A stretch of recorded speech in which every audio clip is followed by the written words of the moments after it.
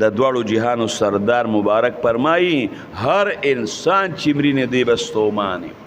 صحابه وی د الله رسول دا ستومانتیا یې څه ده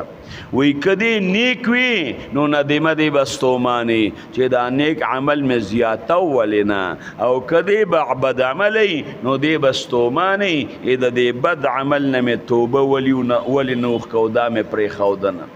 دینداره به م ستومانې چې ارمان نیک عمل مې کړی وي بد عمله به م ستومانې بیا به هغه ستومانتیا تا ته پیدا ونه رسوي بس ځان ته دا رامخکې که مانځه کې وی چې الله مالک د ورځې د سزا او د جزا دی چې د هغې ورځې مالک ته بیا به انشاءالله چې دا ستا مخکې بیا به ګناه نه کوي